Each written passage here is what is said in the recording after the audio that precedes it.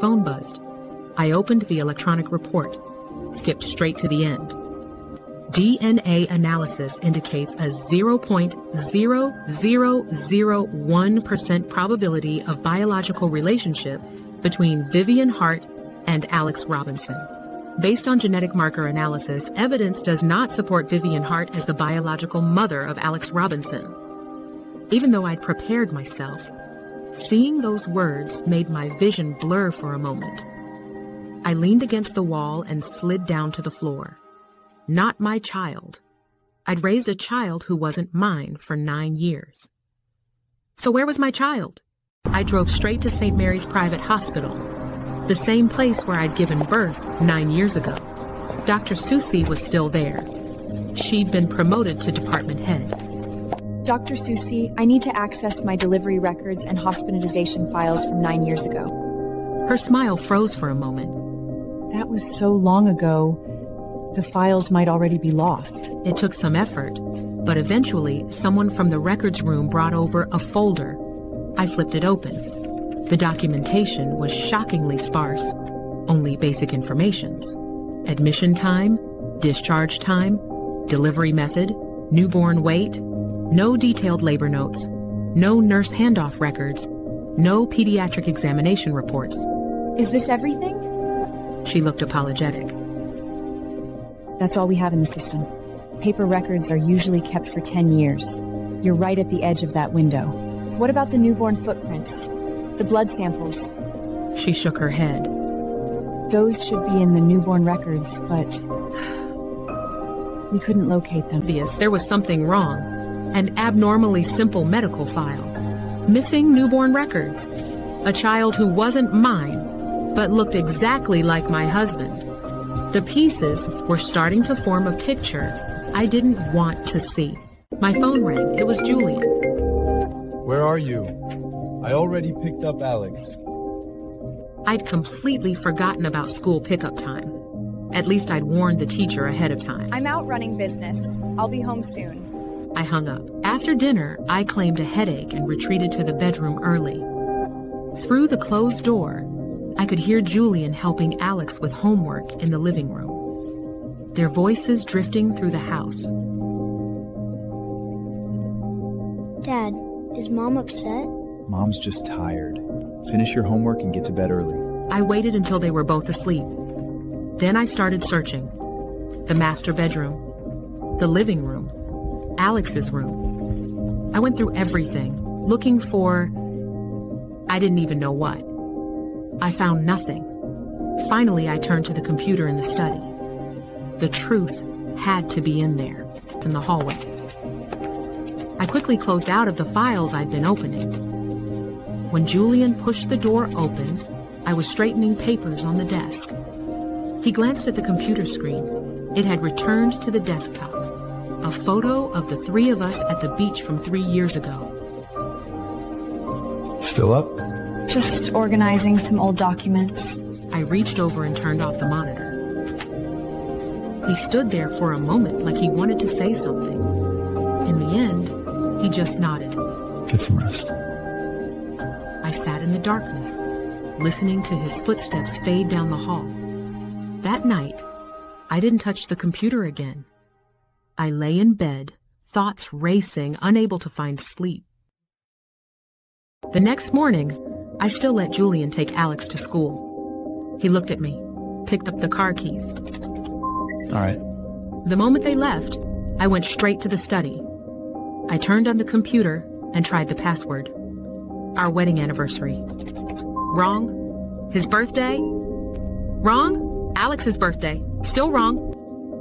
I tried the date we first met. His mother's birthday. The day the company was founded. All wrong. The system locked me out. Please try again in 15 minutes. I sat there, staring at the login screen. This computer we'd bought together, now locked against me. That evening, Julian came home from work. He was barely through the door when he said, I'm going to Italy tomorrow. Business trip. Not sure how long I'll be gone. I came out of the kitchen carrying a dish. That's sudden. Who are you going with? He set his briefcase on the table and turned to look at me. It was a last-minute arrangement. Vivian, can you not do this? I stared at him, confused. It was just a casual question. Why was he reacting like this? You question everything. You suspect everyone. I'm just going to work. I turned back to serve the rice. My hands were shaking slightly. I was just asking. He said nothing more. Walked straight to the bedroom. Dinner was silent. Alex must have sensed something was off. For once, he didn't complain about the food. After his shower, Julian grabbed his coat from the sofa to hang it up, pocket, and fell near my feet. After he left the room, I picked it up. A perfume purchase. Expensive. Bought yesterday afternoon. A brand name I didn't recognize. But I knew it wasn't for me. I thought about our marriage. 10 years. Julian hadn't bought me a gift in all that time. Not since our first anniversary. A scarf. I still had it somewhere. After that, nothing. No birthday gifts. No anniversary gifts. No just because gifts. I told myself he wasn't romantic. He showed love in other ways. He was practical and focused on providing, on his career. I'd made excuses for him. But now, holding this receipt, I understood. He wasn't unromantic. He wasn't too busy. He wasn't too practical. His romance just wasn't for me. It was for someone else. Someone who wore expensive French perfume. I wrote down the information from the receipt. The next morning, after Julian left for the airport, I called the boutique. I need to verify a purchase. A receipt from yesterday afternoon. One moment. Yes, I have it here. The buyer was Chloe Williams. Chloe Williams. I knew that name. Julian's secretary, hired 6 months ago, early 30s, divorced. I drove to the airport. I didn't know what I was hoping to confirm. Maybe the perfume was for a client. Maybe I was overthinking this. I waited outside the International Departures Hall for half an hour. Then I saw them. Julian and her. Chloe wore a beige trench coat, pulling a small suitcase behind her. She walked beside Julian, laughing at something he'd said. Julian's face carried an expression I hadn't seen in years. Relaxed. Genuinely happy. At the security checkpoint, Chloe stopped. She reached up, casual and familiar, to straighten Julian's collar. He didn't pull away. He leaned down and whispered something in her ear. She smiled. Lips. Julian's hand rested on her waist. They stayed like that for a moment before separating. Like they'd done it 1,000 times before. The last shred of self-deception evaporated. All those late nights, working. All those times he'd been irritable with me. All of it finally made sense. I watched their intimate silhouette disappear through security. A new thought crystallized in my mind. That child who wasn't mine. And this woman. Could they be connected? On the drive back, I called the private detective I'd hired. I need you to look into someone else. Chloe Williams. I want to know everything about her. Especially whether she has any children. The detective worked fast.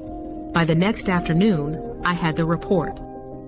Chloe Williams, 32 years old, divorced 5 years ago, 1 son, 9 years old, name, Alan, attending a public school in the West End.